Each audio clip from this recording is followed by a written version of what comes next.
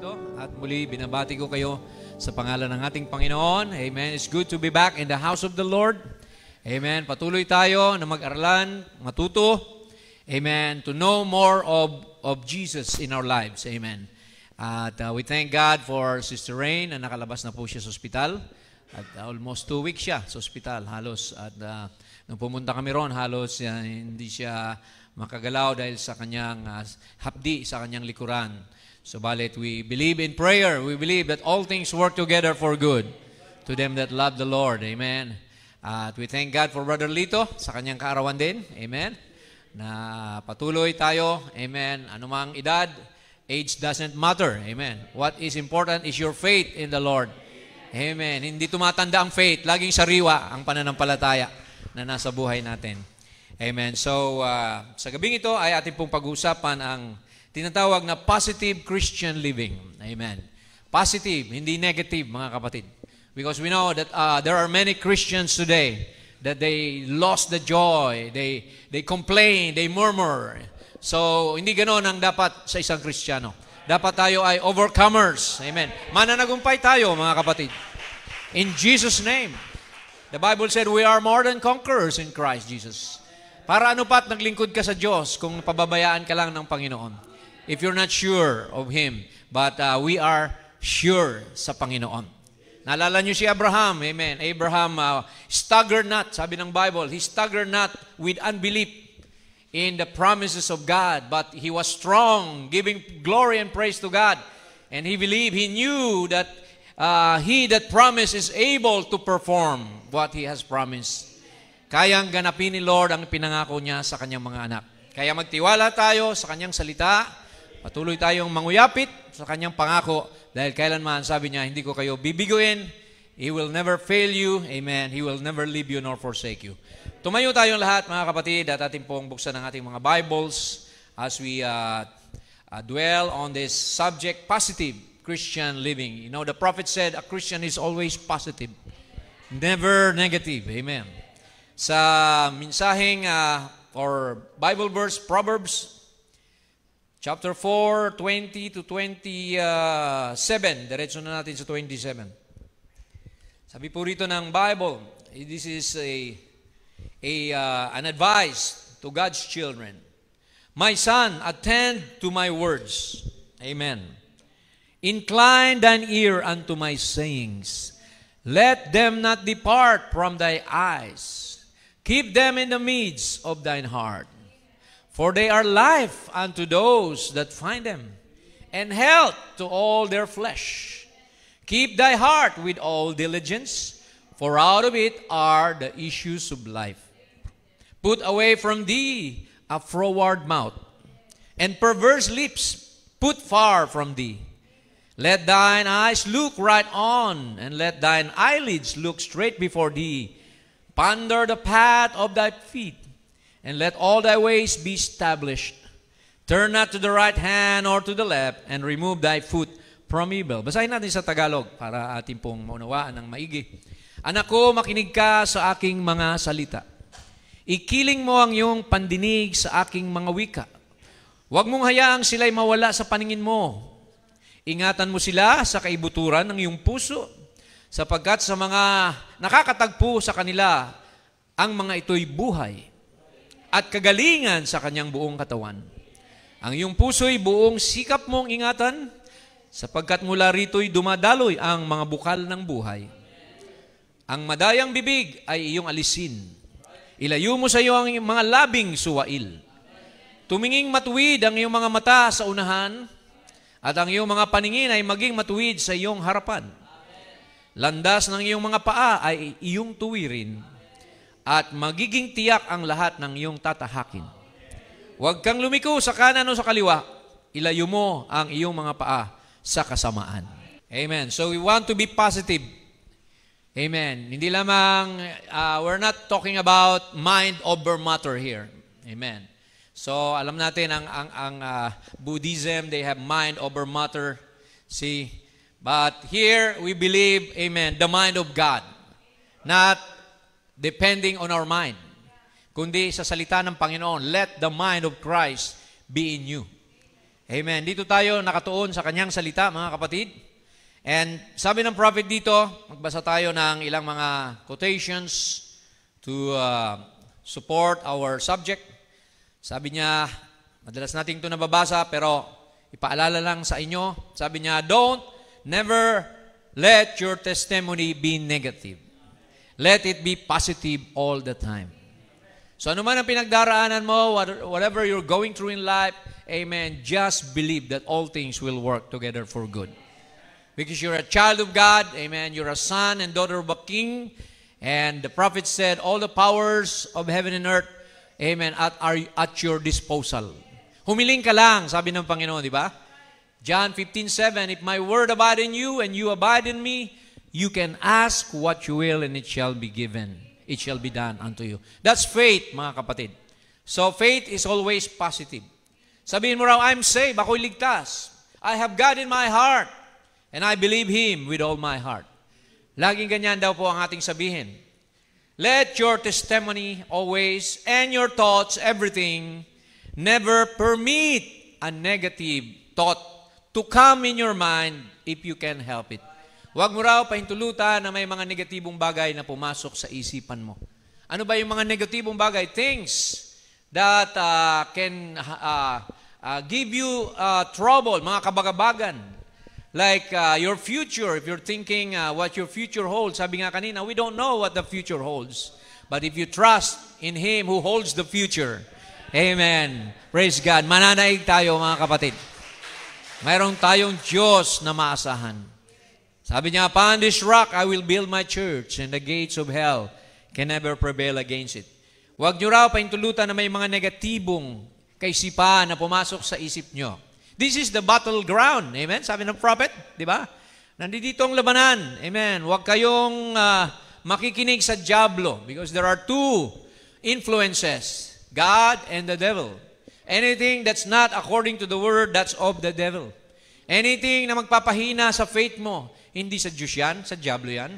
Anything na maglalagay ng galit sa puso mo, sa kapatid mo, that's not of God. See, anything, mga inggit, puot, mga bitterness, negative po yan. Sabi ng prophet, never, ever permit a negative thought to come in your mind. When it starts, don't entertain it. Kapag nag-umpisa ng mga negatibo, sabihin sa'yo ng diablo, wala ka ng pag-asa, mamamatay ka na, may sakit ka na, ganito, matanda ka na. Maraming negatibong bagay, hindi ka na makapag-asawa o ano pa man, di ba? Huwag kayong makinig sa negatibong bagay. Amen. Praise God. Always be positive. Sabi ng prophet. Amen. Amen. Sabi nga ni Lord, di ba? Get thee hence, Satan. Lumayo ka, diablo. Amen. Praise God. Dahil ang Panginoon, siya ang tagapagbigay ng mabubuting kaloob. God is a giver of good gifts. Kaya sabi niya rito, maraming tao ang nakikinig sa diablo at nagsasalita ng mga salita ng diablo. Ito sabi niya, tuloy natin, now it's a strange thing. Isang kakatuwang bagay, sabi niya, that this is so much thought of people. Madalas ito ang naisip sa mga tao. They say, well, I'm weak. Ako'y mahina. My faith is not very much. I'm not a very good Christian. Lahat yan negatibo. Saan galing yan? Sa diablo. That's just what the devil wants you to say. Yan daw ang gusto ng diablo na sabihin mo palagi. Ako'y mahina, di na ako kailangan sa church, wala na akong ministry. Huwag mong isipin yun. Pag may gift ka, gift and callings are without repentance. Gagamitin ka ng Panginoon.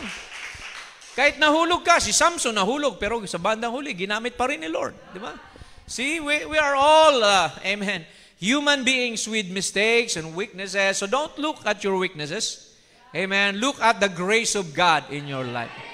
Tingnan mo ang biyaya ni Lord sa buhay mo hanggang ngayon. Nandito ka. Buhay ka. Wala kang sakit. Wala kang COVID. Amen. Praise the Lord. Hindi man malaking kinikita mo, pero hindi ka pinagkukulang ng Diyos. Kumakain ka pa rin 3 beses isang araw. Glory to God. All these things. Hindi mo mahal ang Diyos dahil lang sa pagpapala. Di ba? Sabi ng kanta. Amen. O sa himala. Dahil siya, dahil ikaw ay ikaw, Lord. Amen. Ano pa man ang mangyari sa akin, Panginoon, magtitiwala ako sa iyo. Dahil ikaw ang Diyos na may likha ng lahat ng bagay. Nangako ka sa akin, bride mo ako, Panginoon. Amen. Sasama mo ako sa rapture, Lord. Di ba? That's a promise. At maraming tao ngayon ang nanghihina. Why? Because they're talking the language of the devil. Sabi dito ng prophet, you're just talking his language right then. You must not never say that. Wag na wag mong sasabihin yan. Because every word has a spirit. Amen. Every word has create an atmosphere. Di ba? So pag sinabi mo, wala na akong pag-asa sa buhay, ganun na mangyayari sa'yo. Pero pag sinabi mo, hindi, kaya ko ito, sa tulong ng Diyos. Amen. Amen. Magpapatuloy ako. Darating din ang para sa akin.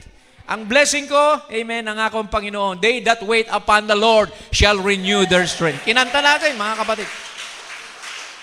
Huwag tayong manghina. Amen. Ang Kristiyano, laging malakas. Hindi siya ang malakas, kundi ang nasa loob.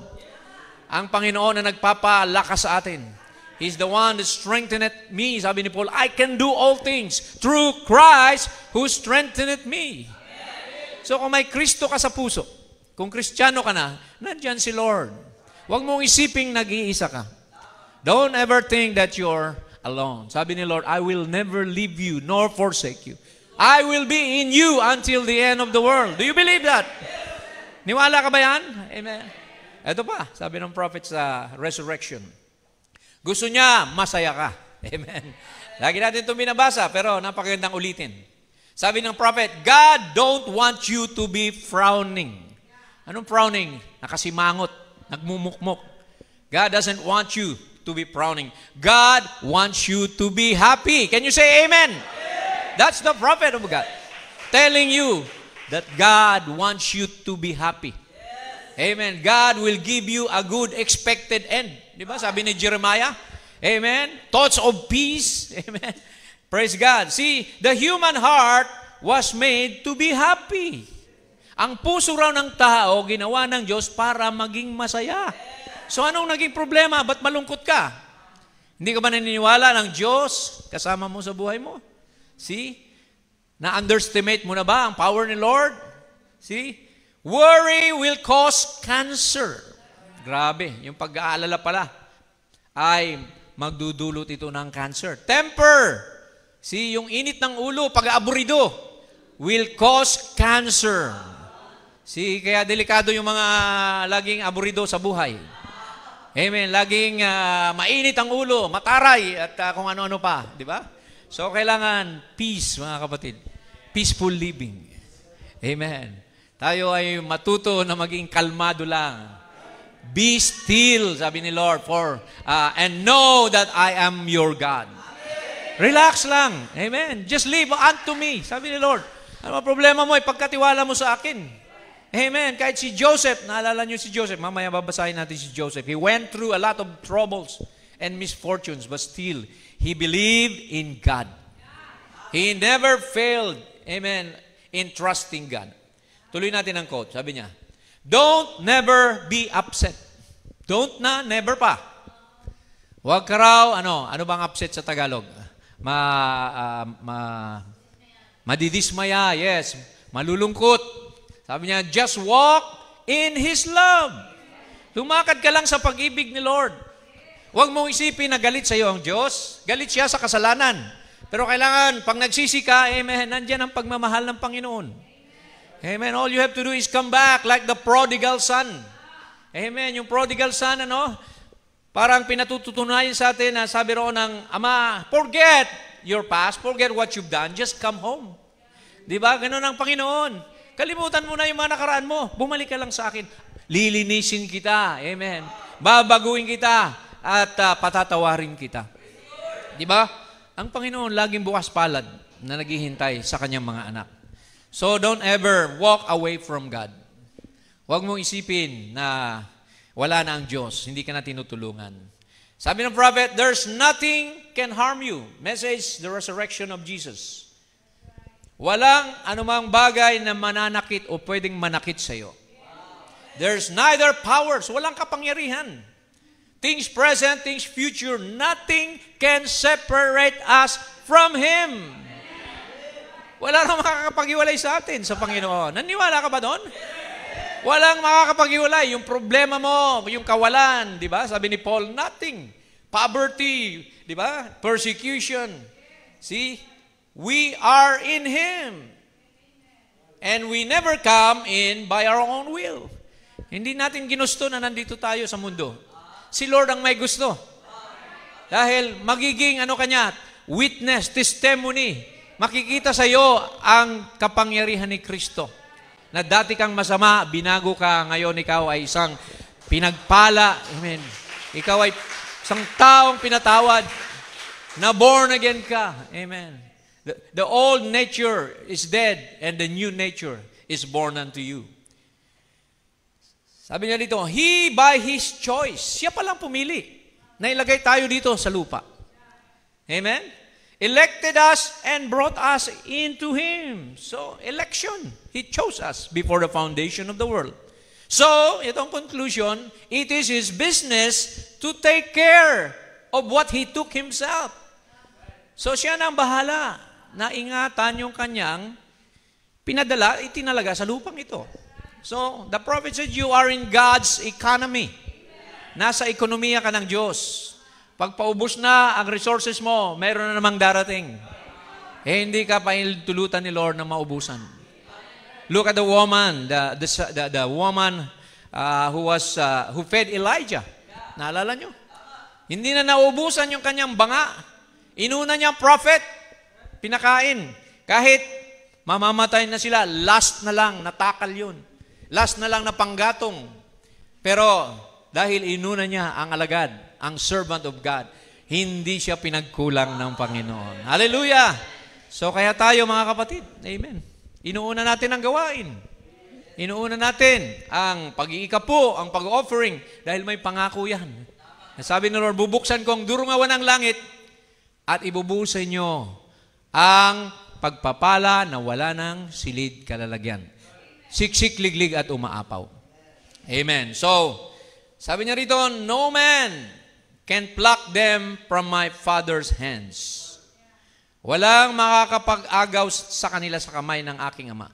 Because He's the greatest of all of them.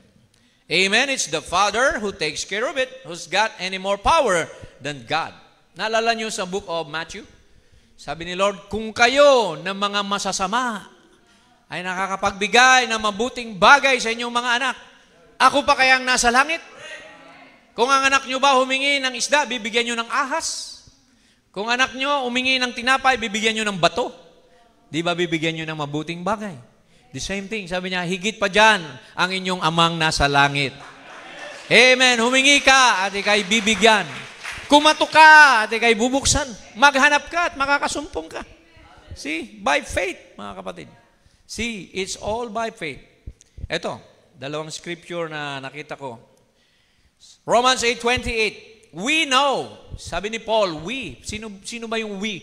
These are Christians. We know that all things, not just some things, all things work together for good to them that love God. Lahat ng bagay nagkakalakip-lakip na gumagawa sa ikabubuti niyang mga umiibig sa Diyos. Sila na mga tinawag ayon sa kanyang layunin. To them who are the called according to His purpose. Are you called? Are you the called? Many are called but few are chosen. Pero yung mga tinawag ng Panginoon, sabi ng Biblia, si aariing ganap. Them that He has called, He has justified, and whom He justified, He hath glorified. Jeremiah 29:11, ito yung sinasabi ko. Sabi dito ng Panginoon kay Jeremiah, for I know the thoughts that I think toward you. Nalalaman ko ang mga kaisipan na iniisip ko patungkol sa iyo. Said the Lord, thoughts of peace. Kaisipan patungkol sa kapayapaan, hindi kaguluhan. And not of evil, hindi kasamaan ang gusto ng Diyos na mangyari sa iyo. So wag mong isipin na minamalas ka, kapatid. Amen. Dahil walang malas at swerte sa isang Kristiyano. Lahat yan pinahintulutan ni Lord. Amen. All you have to do is just trust in God. There are ups and downs in life, di ba? There are pro and cons, sabi ng prophet. There are mountains, there are valleys. Iba-ibang sitwasyon sa buhay, wag lang puro sa mountain gusto mo. 'Di ba? Dadaan ka rin ng valley. Kaya nga gulong ng kapalaran eh. 'Di ba? Minsan nasa ibabaw, minsan nasa ilalim. Ang mahalaga, nandoon ka pa rin sa gulong. Amen. Bahagi ka pa rin ng kaharian ng Diyos. Thoughts of peace and not of evil to give you an expected end. Expected na ni Lord ang patutunguhan mo. See, God is expecting you where? In the rapture. Alam niya, ang bibigyan niya ng mga rapturing faith.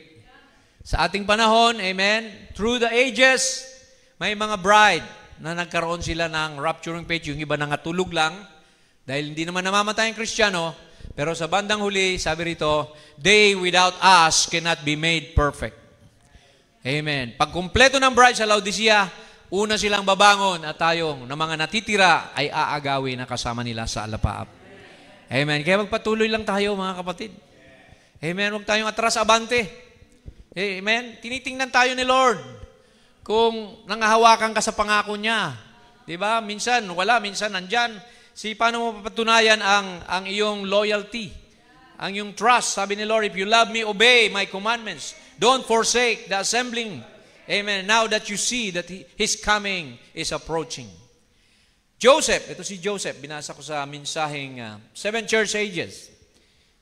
Regardless of the misfortunes na pinagdaanan ni Joseph, hindi siya nagreklamo sa Diyos. Hindi niya kinwestiyon ng Panginoon. Let's read. Sabi niya rito ng prophet.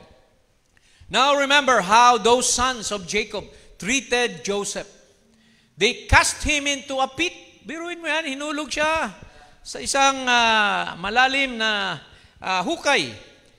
And they took his coat of many colors that his father had given him and dip it in blood. Sinausaw sa dugo yung kanyang coat to make his father think that the boy was killed by some animal. Piruin mo yun, nilansi pa nila yung tatay nila. Na yung anak mo, wala na, namatay na. Ito, puro duguan ng kanyang balabal. See? And they sold him to some slave traders who took him into Egypt, and there he was resold to a general. You know, Potiphar was that general. The general's wife had him falsely imprisoned. Pati asawa ni Potiphar, pinakulong siya sa salang hindi naman niya ginawa. Dahil alam natin, type siya ng asawa, pero hindi niya pinatulan. So nagalit, siya ang binaliktad ngayon. Pinakulong siya. But after some time, his ability as a prophet brought him to the attention of Pharaoh. And he was exalted to the right hand of Pharaoh with such authority that none could approach Pharaoh unless he came first through Joseph. Wow! Binigyan siya ng napakataas na ranggo ng Panginoon na walang makakalapit sa paraon liban na dumaan muna kay Joseph. Just like our Jesus, mga kapatid. He was crucified at the cross. He was also sold for 30 pieces of silver. Di ba? So makikita natin na siya din ay nagkaroon ng kasama ron, dalawa, 2 at the cross, just like Joseph had a baker and the butler. One was saved and one was lost. Ganun din si Lord. And then Jesus has been exalted to the highest throne that no man can come to God except you go through Jesus Christ first. Except by me. Sabi niya, no man can come unto God the Father except by me. So, kaya hindi si Joseph tumingin sa mga circumstances, mga kapatid. Amen. Dahil may tiwala siya sa Diyos. Alam niya na tinawag siya, pinili siya. He was given dreams of, alam natin, yung 7 cows na payat. May 7 cows na matataba. And then 7 wheat o trigo na mga payat at mataba. It was a revelation na magkakaroon ng 7 taon na tagtuyot at magkakaroon ng 7 taon ng kasaganaan. Kaya ang ginawa nila, nung sa 7 taon ng kasaganaan, sabi ni Joseph, mag-imbak tayo ng mga trigo dahil sa 7 taon wala tayong aanihin dahil magkakaroon ng tagtuyot. So sinunod nila si Joseph because he was a dreamer, he was a visionary.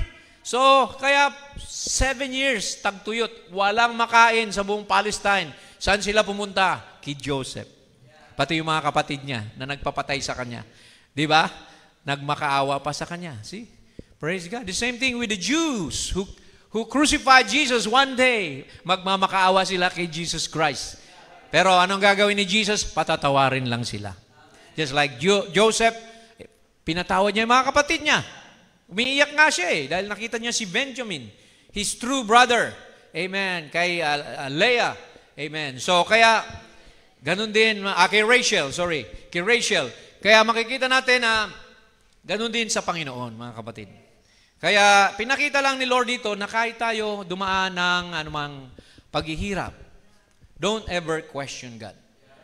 Don't complain. Don't murmur. Maging kontento tayo. In everything, give thanks. For that's the will of God concerning you. Contentment with, sabi ron, godliness is of great gain. The Syrophoenician woman, tingnan natin itong babae na ito. Isang Gentile, sabi ng prophet dito sa question and answer.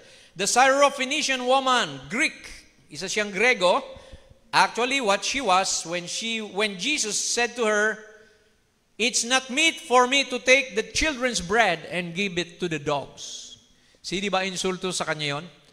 Na hindi nararapat para sa akin na ibigay ang mga tinapay ng mga anak sa mga aso. Tinawag siyang aso, mga kapatid. Pero nawalan ba siya ng pag-asa? Hindi, lalo siyang naging persistent. Lalo siyang naging perseverant. Sabi niya, "That's true, Lord." Totoo yung sinabi mo, Panginoon, na yung mga pagkain ng mga anak hindi dapat sa mga aso ibigay. But the dogs under the table eats the children's crumbs. Pero ang mga aso ay kumakain din naman ng mga mumu na nahuhulog mula sa dulang ng mga bata. Anong sabi ni Lord? He said, "For this saying, the devil has left your daughter." Praise the Lord. Nawala yung diablo. Bakit? She was positive. She had faith. She believed in Jesus Christ. Na kahit itanggi siya ay paalisin o itakwil, pero nagsumikap siya na bigyang galang ang Panginoon. Amen. At yun ang naging dahilan ng kanyang reward, ng kanyang pabuya na gumaling ang kanyang anak. Sabi ng prophet, say good things then. Magsalita tayo ng mabubuti. Mabuting bagay. Say something good about somebody. Talk about Jesus. Say something loyal, something real. That's the way to get rid of devils. He never prayed for the girl. Hindi nga niya pinag-pray yung babae. Diba? Yung bata, he never prayed for the girl. He never said one thing about her being healed. He just said, for this saying, amen, the devils has left your daughter. Hallelujah, mga kapatid. Glory. So, kahit pala walang prayer, Joshua stopped the sun, sabi ng prophet. Hindi nag-pray, hindi nag-fasting si Joshua. Sinabihan lang niya, araw, tumigil ka. Moon, stay there at Ahalon. And it obeyed him. Peter, walk upon the water. Nag-fasting ba si Peter? O nag-pray, Lord, pag-pray muna ako para makalakad ako dyan. No. He just hold on to what Jesus said. Sabi ni Jesus, lumapit ka, Pedro. Amen. Lumapit siya. According to His word, nakalakad siya sa tubig. Pero nung iniisip na niya, naglaban na sa isip niya, paano kaya ako nakakalakad? So don't think about don't explain your situation. Don't, logically explain ano man pinagdadaanan mo. Pag sinabi ni Lord, gawin mo lang. Dahil pag hindi, pag na-distract ang iyong faith, Peter was distracted because of the waves and the winds. So, he started to sink, mga kapatid. Nagumpisa siyang lumubog. Sabi ni Lord, ang liit naman ng pananampalataya mo, Pedro. Sinabi ko na sa iyo na lumakad ka. Pero sinagip pa rin siya ni Lord. Amen. So, kahit may liit ang pananampalataya natin, hindi ka iniiwanan ni Lord. Hindi ka pa rin niya pababayaan. Amen. Nandiyan pa rin siya, kapatid. Amen. Kahit maliit yung pananampalataya ni Pedro, praise God, God still, amen, help him. Naalala nyo, Peter, Jesus asked Peter, "Do you love me, Peter?" 3 times. Di ba? Sabi ni Peter, "Yes, Lord." "Really, Peter, do you love me?" "Yes, Lord, you know that I love you." 3rd time, di ba? 3 beses rin kasi tumilaok yung manok kaya 3 rin yung tanong Di ba? Alam ni Lord na after the cock crows 3 times, He will deny Him. So pero ang sabi ng Panginoon, "I know, Peter, that the devil wants to sift you, but I have prayed for you." Pinanalangin na kita. At sabi niya, mga kapatid, when you get converted, strengthen your brethren. Kailan na-convert si Peter? On the day of Pentecost. When the Holy Ghost came. Before that, hindi pa converted si Peter. Tinaga pa nga yung tenga ng sundalo. Di ba? He denied Jesus 3 times. So, kapag hindi ka pa talaga baptized ng Holy Ghost, pwede mo pang i-deny ang mensahe. Pwede mo pang iwanan ng church. Di ba? Pwede mo pang, i-compromise ang salita ng Diyos. Pero ang tunay na mga believer, positive, never negative. Patuloy. Sulong, walang urungan, mga kapatid. Amen. Patuloy, walang iwanan, mga kapatid. So, ang sabi ng prophet, faith is positive. Okay, let's just go through some quotation. Napakaganda. Sabi, there's only one way we can get positive faith. That's by positive thinking of positive things. Umisip ka ng mga positibo. Huwag mo isipin yung mga nakaraan mo, yung mga failures mo, yung mga pinagdaanan mo. Si negative, karamihan yan. Di ba? Marami tayong negative experiences in the past. Na pag iyong babalik-balikan, amen, magpapahina sa iyo. So, sabi ni Paul, di ba? Forgetting the past. Amen. Anong sabi niya? We press on to the mark of the high calling of Jesus Christ. Kalimutan ng mga nakalipas. Matuto na lang tayo sa nakalipas. Amen. Sabi niya rito, the trouble of it is with the church today, we come with hope instead of faith. Marami raw, lumalapit kay Lord, hoping. Imbis na believing. Iba kasi yung hope, umaasa ka lang. Sana, pagpalain ako ni Lord. Sana, dagdagan ang sweldo ko ni Lord. Huwag sana, Lord, I believe, dadagdagan mo ang sweldo ko. Panghahawakan ko. Solid belief. Amen. Positive, mga kapatid.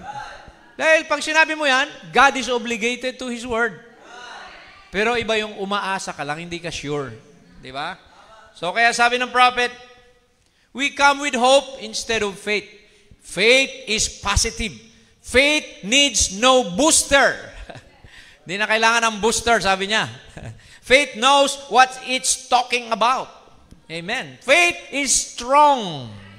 Faith masters all circumstances.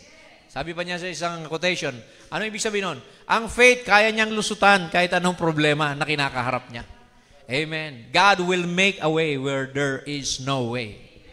Yan ang ating Diyos. Kaya niyang buksan ang dagat. Amen. Praise God. Kaya niyang buksan ang pintuan ng langit para sa iyo. If you believe. Amen. Don't compare yourself with others. Kasi negative din yun Kasi merong tao na mas magaling sa iyo, meron ding taong mas mahina sa iyo. So, kaya hindi pare-pareho. Kaya sabi niya, faith has hairs on the chest. It speaks and the rest of them shut up. Symptoms can't even speak at all when real godly faith speaks. It's got the floor. Amen. Kontrolado niya. It knows where it is at. Look at David. Ano si David? Musmus, napaslit lang. Pero kontrolado niya. Sabi niya, sino itong tao na ito? Sino itong uncircumcised Philistine na ito na hinahamon ang ating Diyos at ang kanyang mga sundalo? See? Hindi siya natakot. Bakit? Kakampi niya ang Diyos. He had an experience of killing a lion, killing a bear who wanted to take away, to snatch the sheep that his father were given him to tend to. Pero anong nangyari? Sabi niya, ibigay niyo sa akin to.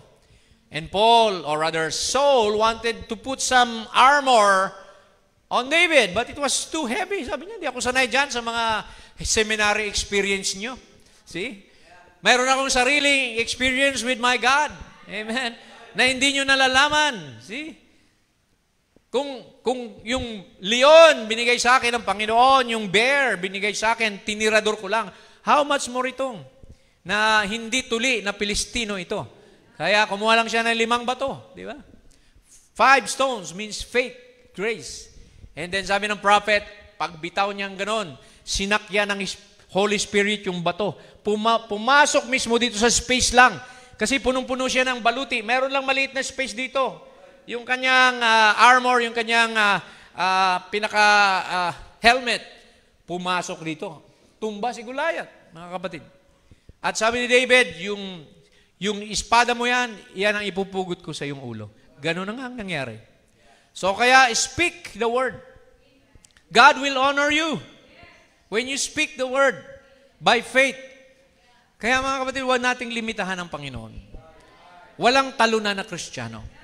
Lahat ng Kristiyano ay mananagumpay. You are an overcomer. You are more than conquerors in Christ Jesus. See, huwag mong maliitin ang sarili mo. Kasi you are special person. Amen. You are 1 in a million, sabi ng prophet. Diba? See, okay, tuloy natin. Sabi niya rito, the mind is the battlefield. Nandito ang labanan. See? Sabi niya, your mind either accept it or rejects it. So, the way to overcome depends on your mindset. Amen. Kung anong tinanggap mo sa isipan mo will affect your body. Remember Eve. Eve believed the serpent. Diba? Naniwala siya sa serpente. Nasabi ng serpente, pag hinipo mo yung bungang ito, ay magiging kagaya kayo ng Diyos. You will be like God and you will know between right and wrong. Nadaya siya. Kaya anong sumunod? Pati yung kanyang katawan, binigay na niya. Di ba? See. So, kaya sabi dito, it's up to you to accept or reject. Ano ang i-reject mo? Yung mga bagay na negatibo, na wala sa Word of God. Tatanggapin mo yung mga bagay na positibo. Sabi niya rito, it's your mind that opens the door or closes the door and listens to your conscience, to your memory, listen to your affection, emotions, and circumstances. So, wag tayong masyadong makinig sa ating mga emotion, feelings. Kasi masyadong fickle ang feelings and emotion. They change. Di ba? Dahil sa emotion, minsan ay nasisira yung mga pagkaibigan.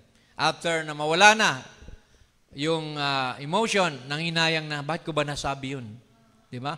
Ba't ko ba nagawa yun? So, but, sabi rito, praise God, when your mind closes itself to these things, and let God, the Spirit of His Word, come in, it blows the rest of the stuff out. Every doubt is gone. Every fear is gone. Every wrong feeling is gone. There's nothing standing there but the Word of God, and Satan cannot battle against that. No, sir, he cannot battle against it. Now we know that's the truth. When Jesus had an encounter with Satan, what did he use? The Word. See, sinabi niya, it is written. Sabi ni Satan, oh, you're hungry. You've been fasting for 40 days and 40 nights. Here is a stone, turn it into bread. Sabi ni Jesus, it is written. Man shall not live by bread alone, but by every word that proceed out of the mouth of God. Tinuro niya si Satanas sa salita ng Diyos. Ito ang ating panlaban. Pag nakasabi dito, nakasalita rito, amen, panghawakan mo, Satan cannot, amen, battle against the word. Dahil alam ni Satan na salita ng Diyos yan, gusto ka lang niyang tuksuhin, subukin. Baka hindi mo alam ang salita. Satan knows the word. He was a former angel of God. Si Satanas, hindi mo kaya sa debate yan. Kasi dating anghel yan eh. Ang kailangan mo lang, manindigan ka sa salita ng Diyos. Amen. At si Satanas walang magagawa. Iiwanan ka. Shun the very appearance of evil. Sabi ng Bible. Layuan mo ang bawat amen, bawat pangitain ng kasamaan. So, yan po ang sabi rito. Sa 2 Corinthians, sinabi po yan, malinaw. Casting down imagination. Amen. Pag sinabing cast down, isang tabi, gupuin mo ang lahat ng mga imahinasyon mo. And every high thing. Ano mang bagay na nagmamataas? Saan? Against the knowledge of God. And bringing into captivity every thought. Bawat kaisipan ay kailangang ipasakop mo to the obedience of Christ. And Christ is the Word. So, kaya mga kapatid, yan, tinuturuan tayo ng Biblia kung paano tayo magiging mananagumpay. Huwag tayo maniwala sa mga imagination. Sometimes, maraming tao nag-overthinking, di ba? Isip ng isip, wala namang problema. Lumalaki yung problema, kaya isip lang, kawo-worry. Di ba? See, huwag ka na lang mag-isip. I-pray mo na lang, iluhod mo na lang kay Lord. Ipagkatiwala mo sa Panginoon. Sayang lang ng oras mo. Sayang lang ng pagod mo. Di ba? Ikaw pa ang nanghihina, nanlulumo ka, kaisip mo. Kadalasan sa mga inisip mo, hindi man nangyayari. Di ba? Yung mga kinatatakutan mo, sometimes, 85% hindi naman nangyayari. Praise God. Kaya sabi ng Panginoon, trust in me. Di ba? Ipagkatiwala nyo sa Panginoon. Mas makapangyarihan ng Panginoon kaysa sa mga kaaway mo. Amen. Vengeance is mine, said the Lord. Ipaghihiganti ko kayo. Ako mag-iingat sa inyo. See? Hindi tayo pababayaan ng Panginoon. Just love and pray for your enemy. So to win the battle of the mind, there's only one way to win, and that is by carefully attending to the thoughts we allow to remain in our minds. All negative thoughts must be cast out so that they do not pass down into the engine room. May tinawag si prophet, engine room, yung iyong puso, yung kaluluwa. See? Ano mang pinapapasok mo dito, nakaka-apekto sa puso mo. The issues of life comes from the heart. Di ba? So, kaya ingatan mo ang inyong puso. See? Huwag niyong pahirapan, huwag kayong mag-isip ng mga bagay na wala namang kabuluhan at makakapanghina lang sa inyo. Ito ang sabi ng Bible, ano ang iisipin natin? Think on these things, Philippians 4:8, whatsoever things are true. Mga bagay na totoo. Ito, totoo ito, mga kapatid. The Word. Thy Word is the truth. Sanctify them by Thy truth. The truth shall set you free. Whatsoever things are honest. Mga bagay na, sabi rito, maayos o walang halong pandaraya. Whatever things are just. Mga bagay na makatarungan. Whatsoever things are pure. Mga sakdal. Dalisay na bagay. Yan ang isipin natin. Whatsoever things that are lovely, kaya-aya. Hindi mga bagay na pangit. Whatsoever things that are of good report, may mabuting ulat. If there be any virtue, and if there be any praise, think on these things. Amen. Sabi ng prophet, be certain of God. Preach niya yan, mga kapatid. Pag sinabing be certain, maging sigurado kayo sa Diyos. Huwag kayong mag-alinlangan. Many times, the troubles strike our home. It's blessing in disguise, meant. Yung trial pala, blessing din yan. Na nagtatago lang, sabi niya. Some people might say, well, you're sick just because you're not right with God. That doesn't mean that. Sabi ng iba daw, may sakit ka kasi hindi tama ang buhay mo sa harapan ng Diyos. Hindi daw ibig sabihin yan ganun. Job, in example niya si Job. Job was right with God and he was sick. Nagkasakit si Job pero hindi siya makasalanan sa mata ng Diyos. But it's God testing you. Yung sickness pala, pagsubok lang yan sa atin. Kung tayo ay mga hawakan sa Panginoon and believe that sa latay niya pinagaling na tayo. Putting you to a test to see what you will do. Maybe He let the doctor say that for a purpose. Baka sabi ng doktor, may taning ka na, hanggang dito na lang ang buhay mo. Pero sabi ni Lord, tinitingnan ko anong gagawin mo. Manghahawakan ka ba sa pangako ko? O sa sinabi ng doktor? Di ba? So tao lang yung mga doktor eh. Hindi nila alam ang future. Pero tayo, mayroon tayong faith, mga kapatid. Faith is the evidence of things that you do not see. Hindi mo nakikita, pero naniwala ka na nandiyan ang Panginoon para iligtas ka, para pagpalain ka. Amen. Para papagtagumpayin ka. Kaya napaka-importante ang faith, mga kapatid. Kaya yan nga ang foundation ng Christianity. Now, magtatapos tayo dito sa 8 mga hadlang kung paano mamuhay ng positibo. 8 hindrances to a positive way of living. Number 1, seeing the negative in every situation. Ayan. Yung may nakikita ka sa lahat ng bagay na negatibo. Imbis na positibo, ang nakikita mo, negatibo. Ang tawag doon, pessimist. Most unhappy people are pessimists. Rather than trying to look for the bright side of a situation, they always find and focus on the negative. They are always expecting the worst possible outcome for any given situation. Look at the 10 spies, di ba? The 10 spies of Israel. See, they feared the giants. Even when something good does happen, they tend to downplay the benefit and predict that their good fortune won't last. So yan po yung mga taong pessimist o negative ang nakikita sa bawat sitwasyon. Walang patutunguhan yung ganong tao. Amen. See, walang pag-asenso kung puro negatibo. Okay na makita mo yung negatibo pero mas manaig yung positibo. Kasi meron tayong tinatawag na SWOT analysis, di ba? SWOT, strength, weakness, opportunities, and threats. Yung 4 na yan, pinag-aaralan sa negosyo. Di ba? Yung mga,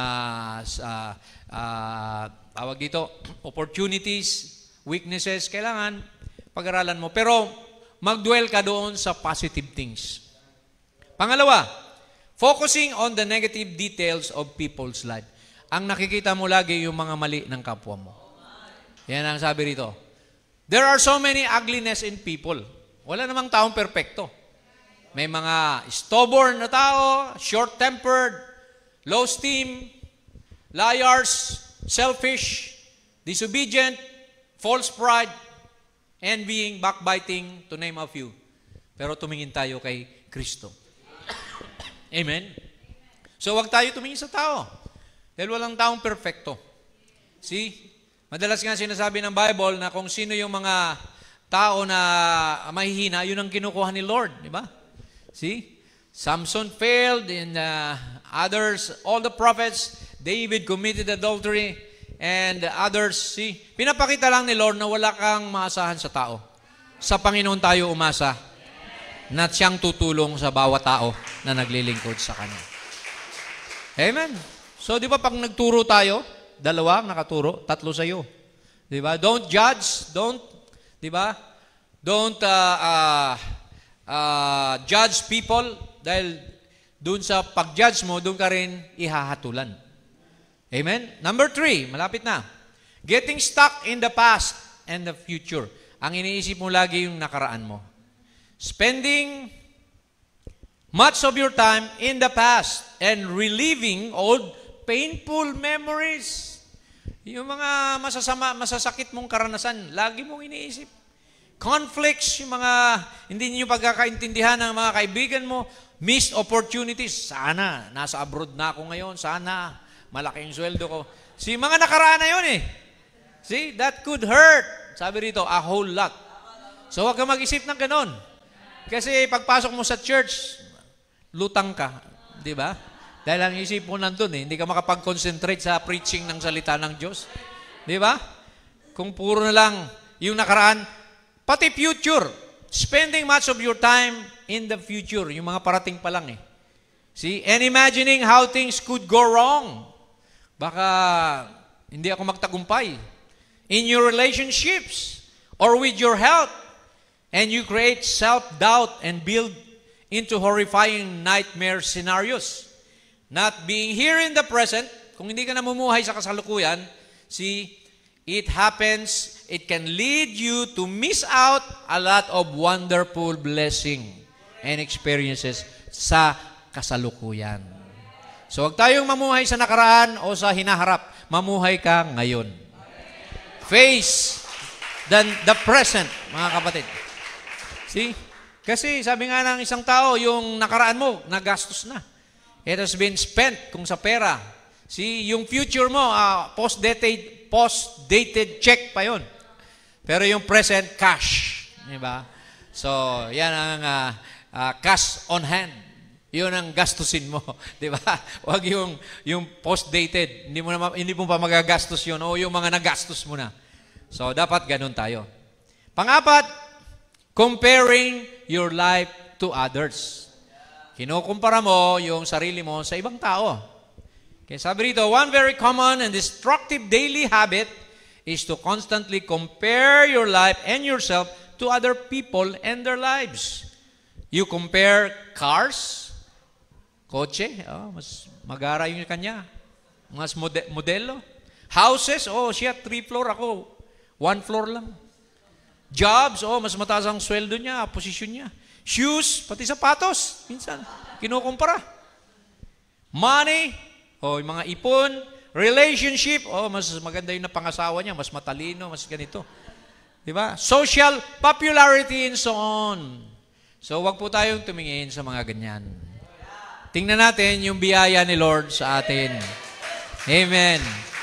Namahal ka pa rin ni Lord. Amen. Kahit na, amen, maraming tao na mas maunlad kaysa sa'yo, pero hindi ka pinababayaan ng Panginoon. Praise the Lord. Naalala ko tuloy yung dalawang anak ni Brother Branham, na si Sarah at si Rebecca, nung maliliit pa sila. Yung si Rebecca, mas panganay, si Sarah, mas bunso. So, pagka nandiyan si Brother Branham, nakaupo sa sofa, si Sarah nakayakap kay Brother Branham. Tapos, yung bunso, hindi makayakap ngayon. Ang nayayakap lang niya, yung paa. Yun na lang nahawakan. Sabi nung bunso daw, kay Brother Branham, si ate, sabi niya, lugi ako, yakap-yakap ka niya eh. Sabi niya, yung paa ko naman ang yakap-yakap mo. You have me, sabi niya. So, kaya hindi dapat magselusan ang magkakapatid. Kasi, amen, isa lang ang ating ama, at ang ating ama ay walang favoritism. Amen. Siya ay tapat sa atin, at siya ay mayroong binilagay sa bawat isa na hindi kaya ng iba. You have something in you, you have a skill or ability na hindi kaya ng iba. Di ba? Yung magsasaka, hindi kaya ng negosyante, gawin yung mag-araro. Hindi kaya niya yun. So, kaya bawat tao mayroong unique na karakter. Amen. Kaya kailangan magtulungan tayo. Amen. May ilong, sabi ng Bible, in the body there's a nose, there's ears and eyes and mouth. So, lahat yan nagpa-function for the benefit of the whole well-being of the human being. Kaya tayo, mag-function din tayo. Tulungan tayo para ang church umusad, maisulong ang ebanghelyo at makapagdala pa ng maraming kaluluwa sa iglesia. Iyon ang ating mission, di ba? The Great Commission is go ye into all the world and preach the gospel. He that believeth and is baptized shall be saved. He that believeth not shall be condemned. Panglima, feeling jealous or envious. Rather than celebrating the success of those around them, imbis na matuwa tayo sa tagumpay ng ating mga kapatid, sabi rito, yung mga taong mainggitin ay parang hindi sila masaya. They're unhappy and are envious of their achievements. They will typically wonder, why not me? Bakit hindi ako, Lord? When they see someone get a benefit or perk that they don't have, they will talk about how that person didn't deserve it or perhaps even acted inappropriately to get it. See, kaya mahirap yung inggit. Amen. Pumapatay ng reputasyon. Yung inggit ni Cain, pinatay niya si Abel. Di ba? So, kaya mga kapatid, gaano man kaganda, kakaibigan mo, kangitian mo sa harapan, pero kung may inggit yan, pagtalikod mo, delikado ka. Kaya mga kapatid, be true to one another. Amen. Alisin natin yan, mga inggit, dahil hindi sa Diyos yan. Amen. Praise God. 6, complaining too much. Mga reklamador, di ba? Hindi na kontento. It's normal to complain every once in a while. But unhappy people seem to complain all the time. They not only see the negative in every situation, but they like to talk about it. Yung mga negatibo, mga problema, gusto pa nila pag-usapan, palakihin, to dwell on it, and make it the center of the conversation. Rather than learning how to let go of the situation and move on from it, they prefer to bring others into it. Nagyayapa ng mga kasama para pagchismisan. Amen. Or pagkomplainan. Let it continue much longer than it needs to be. So, wag po tayo magiging mga complainer. Dahil yung mga nag-complain sa wilderness, they did not cross the promised land. They all perished in the wilderness, sabi ni Jesus. Your fathers, your forefathers, sabi na, they rebelled against Moses, and they all perished because they complained against the prophet. They complained na wala silang makain, pinaulan na ng manna from heaven. They complain about the water that is bitter in Mara. Pero God, amen, asked Moses to speak to the rock at bumuhos doon ng tubig na sariwa. So, if we will only rely on God's provision, maghintay lang tayo. Dahil God will make all things work for good. He will make all things beautiful in His time. Amen. So, time lang mga kapatid. Wait. See? So, pang-7 na. Holding on to grudges and resentment. Hindi magiging positibo ang buhay nyo kung meron kayong pinangahawakang galit o puot. Unhappy people have a hard time forgiving. Mahirap silang magpatawad. They not only feel hurt by incidents that many others might simply brush off, but they also develop long and unnecessary grudges against people. Mahirap yun, matampuhin tayo at matagal ng panahon, hindi mo pa rin napapatawad yung nagkasala sa iyo. These grudges not only affect their relationship, but they also affect their own emotional well-being. They don't realize that when they refuse to forgive, they are hurting themselves much more than they are hurting the other person. Ikaw lang nabibigatan, kapatid, kapag meron kang tinatanim na galit o puot o kapaitan. See? Maaaring nakalimutan na nung kagalit mo, pero ikaw galit na galit pa rin hanggang sa mamatay ka na. Diba? Dala-dala mo pa sa libingan. See? Kaya mga kapatid, amen, magpatawad tayo, sabi ni Lord. Kung paano ko kayo pinatawad, magpatawad din kayo para patawarin ko kayo. Amen. Forgive those who have done trespasses against us. Pang-8, last. Congregating with other unhappy people. Ayan. Yung nakikisama ka sa mga tao na negatibo din at puro problema. As the saying goes, birds of a feather flock together. Unhappy people enjoy the company of other unhappy people because they provide affirmation of their negative emotion. Oo nga naman, kawawa ka, di ba? Kawawa tayo, inaapi tayo. See, mga ganong bagay, di ba? So, nagkakampi-kampi na. See, and then they gossip about other people who have hurt them instead of finding a solution to solve the problem. And to support each other, they support each other by justifying their negative attitude. So, wag na tayong makisama sa mga taong negatibo rin. Yung sila pa yung nanggagatong, alam mo na nga na mali at gagatungan ka pa para lalo ka pang mainis, magalit. Diba? So, kailangan lumapit ka sa mga tao na marunong, amen, magbigay ng encouragement. Piliin mo, kapatid. Amen. See? Kilalanin mo yung mga tao na malalapitan mo. At hindi negative, hindi mga bagay na lalo pang makakapagpalala sa sitwasyon ang ipapayo sa iyo. Kundi love, amen, peace, joy, di ba? Yung mga fruits of the Spirit. Yan dapat nating gawin. So, a word of advice, bago tayo mag-final admonition, we have to start now to sow positive seeds of peace, love, happiness, goodwill, and good health. Yan dapat ang dala-dala natin sa buhay natin. Believe God's word and think and form in your mind a picture of yourself with peace of mind, loving your enemies as yourself, and prospering in every way, and your soul will prosper by your right thinking.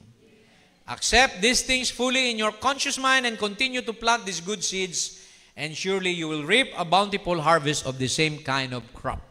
So you create your own atmosphere. So yung tunay na Kristiyano, ang daladala mo ay ang presensya ng Panginoon. The love of God, the forgiveness of God, the peace of God. So dapat ganun po ang dala natin. Amen. So as in closing, we'll read 2 scriptures. Sabi po rito sa Colossians 3:8-10. But now ye also put all this anger. Alisin na natin yung galit, wrath, puot, malice, blasphemy, filthy communication out of your mouth. Lie not one to another, seeing that you have put off the old man with his deeds, and have put on the new man, which is renewed in knowledge, after the image of him that created him. Ephesians 4:30-31 or to 32, grieve not the Holy Spirit of God. Huwag nating pighatiin ang Espiritu ng Diyos, whereby you are sealed until the day of your redemption. Let all bitterness, lahat ng kapaitan, and wrath, and anger, and clamor, and evil speaking be put away from you with all malice. And be ye kind to one another, tender-hearted, forgiving one another, even as God, for Christ's sake, hath forgiven you. So, patawarin daw natin ang bawat isa at magkaroon tayo ng kabutihan, kagandahang loob, at pagpapatawad sa isa't isa. So, yan ang magbibigay sa atin ng positive way of life as Christians. Wala tayong daladalang mga garbage, amen, o mga kabigatan. Alam nyo, pagka sasakay kayo ng tren o ng eroplano, ang dami mong mabigat na dala, di ba? Baka hindi ka makapasok, maiwan ka pa, di ba? Sa rapture, mga kapatid, kung marami kang dala na mga kapigatian, kabigatan. So, be light, travel light, mga kapatid. Amen. Maging magaan lang ang ating puso at madadatnan tayo ng Panginoon na, amen, na nakahanda sa kanyang pagbabalik. Amen po ba, mga kapatid? God bless you. Amen. Let's all stand and let us praise God. Believe the Lord and live according to His Word. As I call on the musician, nais ko lang awitin itong Fill My Way with Love. Amen. Panginoon, punuin mo ako ng pag-ibig. Amen. As we sing the song, Key of G, please, before we pray for the prayer request. Amen. Hallelujah. Glory to God. Let me walk, blessed Lord, in the way Thou hast gone, leading straight to the land above, giving cheer everywhere to the sad.